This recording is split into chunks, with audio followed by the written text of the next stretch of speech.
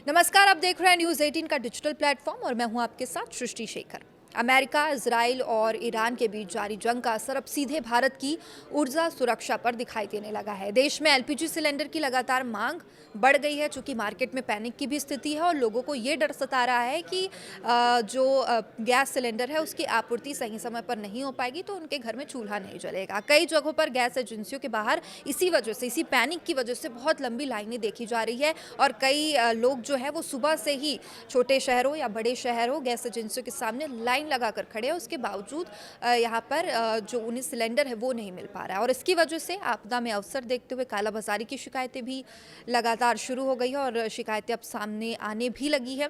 और इसी बड़ी चिंता के बीच भारत सरकार के विदेश, शिपिंग, पेट्रोलियम और सूचना एवं प्रसारण मंत्रालय ने गुरुवार को एक संयुक्त प्रेस कॉन्फ्रेंस की। सरकार ने माना कि हालात थोड़े चुनौतीपूर्ण जरूर हैं, लेकिन साथ ही ये भी भरोसा सरकार ने दिलाया है कि देश में फिलहाल पेट्रोल, डीजल और एलपीजी की सप्लाई को लेकर कोई गंभीर संकट नहीं है। दरअसल पश्चिम एशिया में बढ़ते तनाव और स्ट्रेट ऑफ हॉर्मुज के खतरे के कारण वैश्विक ऊर्जा आपूर्ति प्रभावित हुई। इसका असर भारत जैसे आयात निर्भर देशों पर भी पड़ रहा है, क्योंकि यहाँ पर बहुत 60% कम से कम जो एलपीजी गैस है वो बाहर से आयात होता है। पेट्रोलियम मंत्रालय का बयान सामने आया। उन्होंने कहा कि सप्लाई पर्याप्त है, घबराने की आपको ज़रूरत नहीं है। पेट्रोलियम और प्राकृतिक गैस मंत्रालय की संयुक्त सचिव सुजाता शर्मा ने प्रेस कॉन्फ्रेंस में बताया, भारत अपनी ज़रूरत का लगभग 60% एलपीजी आयात करता है और इस आयात का करीब 90% हिस्सा स्ट्रेट ऑफ हॉर्मुज के रास्ते होकर भारत पर पहुंचता है और स्ट्रेट ऑफ हॉर्मुज पर लगातार खतरा मंडरा रहा है और यहाँ से जो नावें, जहाज़ें आती है वो आना उनके लिए थोड़ा मुश्किल हो गया। और उन्होंने बताया कि देश में रोज़ाना लगभग 50 लाख एलपीजी सिलेंडर की डिलीवरी की जाती है। अब हाल के दिनों में घबराहट के कारण लोगों ने सामान्य से कई गुना ज़्यादा सिलेंडर बुक कर लिए हैं, जिसकी वजह से वितरण प्रणाली पर दबाव पड़ा है। हालांकि सरकार ने यह भी स्पष्ट किया है कि देश में कच्चे तेल की सप्लाई पूरी तरीके से संतोषजनक है। भारत में करीब 1 लाख पेट्रोल पंप है और किसी भी पेट्रोल पंप पर ईंधन खत्म होने यानी ड्राई आउट की स्थिति फिलहाल नहीं है। भारत रोजाना लगभग 55 लाख बैरल कच्चे तेल की खपत करता है। दुनिया का चौथा सबसे बड़ा रिफाइनिंग हब होने के कारण पेट्रोल, डीजल जैसे उत्पादों की उपलब्धता को लेकर सरकार को भरोसा है। अब सरकार ने हालात को देखते हुए 9 मार्च को एसेंशियल कमोडिटीज एक्ट के तहत सभी रिफाइनरीज को एलपीजी उत्पादन अधिकतम करने का आदेश दिया। इसके बाद घरेलू उत्पादन बढ़कर 25% से 28% हो गया। इसके अलावा सरकार ने राज्यों को अतिरिक्त 48,000 किलो लीटर केरोसिन जारी करने का भी फैसला लिया है, ताकि जरूरत पड़ने पर वैकल्पिक ईंधन उपलब्ध कराया जा सके। तो देखिए, विदेश मंत्रालय से भी अपडेट आया, ईरान में फंसे भारतीयों की मदद का अपडेट आया।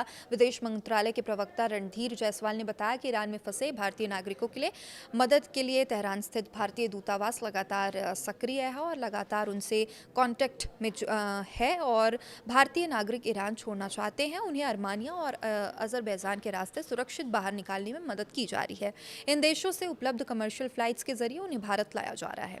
भारतीय दूतावास वीज़ा सहायता और अंतर्राष्ट्रीय सीमा पार करने में भी मदद कर रहा है। कई भारतीय नागरिक इस व्यवस्था का लाभ उठाकर सुरक्षित भारत भी लौट चुके हैं। अब विदेश मंत्रालय ने यह भी जानकारी दी है कि हाल ही में 2 जहाज़ों पर हमले की घटनाएं सामने आई थी। स्काईलाइट नाम के एक जहाज पर हुए हमले में एक भारतीय नागरिक की मौत की भी खबर थी और एक अभी भी लापता बताया जा रहा है, क्योंकि उसमें 2 नागरिक थे।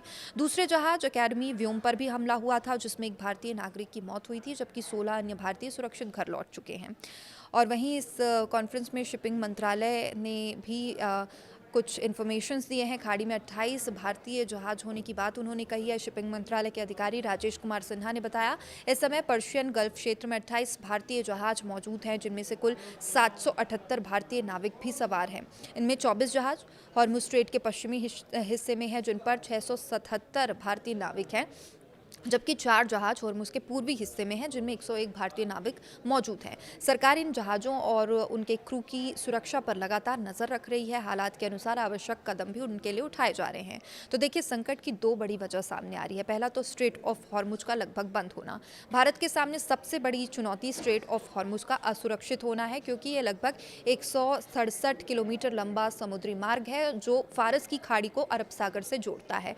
दुनिया के कुल पेट्रोलियम व्यापार का लगभग 20% 50% हिस्सा इसी मार्ग से गुजरता है। सऊदी अरब, इराक, कुवैत, ईरान जैसे बड़े तेल उत्पादक देश अपने निर्यात के लिए इसी रास्ते पर निर्भर होते हैं। तो देखिए, भारत अपनी ज़रूरत का लगभग 50% कच्चा तेल और 54% LNG इसी मार्ग से आयात करता है और जंग के कारण इस क्षेत्र में खतरा बढ़ चुका है और कई तेल टैंकरों ने इस रास्ते से गुजरना फिलहाल रोक दिया गया है और यहाँ पर जो भारतीय नाविक है वो भी फंसे हुए हैं। दूसरा जो प्रॉब्लम है वो है कि कतर के LNG प्लांट का उत्पादन रुकना।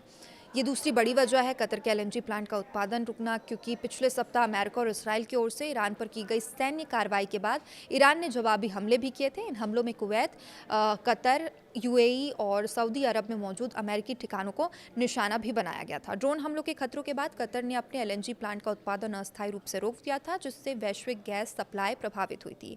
तो भारत अपनी ज़रूरत की लगभग 40% LNG यानी करीब 2.7 करोड़ टन सालाना कतर से आयात करता है और इसलिए इसका सीधा असर भारतीय बाजार पर पड़ सकता है। तो बात करें हालात कब सुधरेंगे, तो इंडियन ऑयल के मुख्य महाप्रबंधक KM ठाकुर ने लोगों से अपील की है वे घबराकर अतिरिक्त सिलेंडर बुक ना करें।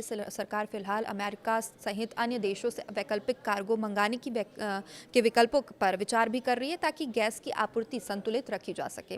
और वहीं अंतर्राष्ट्रीय स्तर पर G7 देश अपने इमरजेंसी ऑयल रिजर्व से सप्लाई जारी करने की चर्चा भी कर रहे हैं, जिससे वैश्विक ऊर्जा संकट को कम किया जा सके। और इसके अलावा रूस और अल्जीरिया से अतिरिक्त कच्चे तेल की सप्लाई आने की भी संभावना जताई जा रही है। तो देखिए, कुल मिलाकर सरकार का ये कहना है भारत में पेट्रोल, डीजल और LPG की उपलब्धता फिलहाल स्थिर है, स्थिति पर लगातार नजर रखे हुए हैं। हालांकि पश्चिम एशिया में जारी युद्ध के कारण ऊर्जा बाजार में अनिश्चितता लगातार बनी हुई है, जिसका असर आने वाले दिनों में और गहराई से देखने को मिल सकता है। तो देखिए, फिलहाल सरकार की सबसे बड़ी कोशिश यही है कि घबराहट से पैदा हुई जो कृत्रिम कमी है उसे रोका जाए और पैनिक को कम किया जाए, सप्लाई चेन को सुचारू रूप से रखा जाए। तो देखिए, इन तमाम घटनाक्रमों पर हम लगातार नजर बनाए हुए हैं। देखते रहिए News 18। नमस्कार।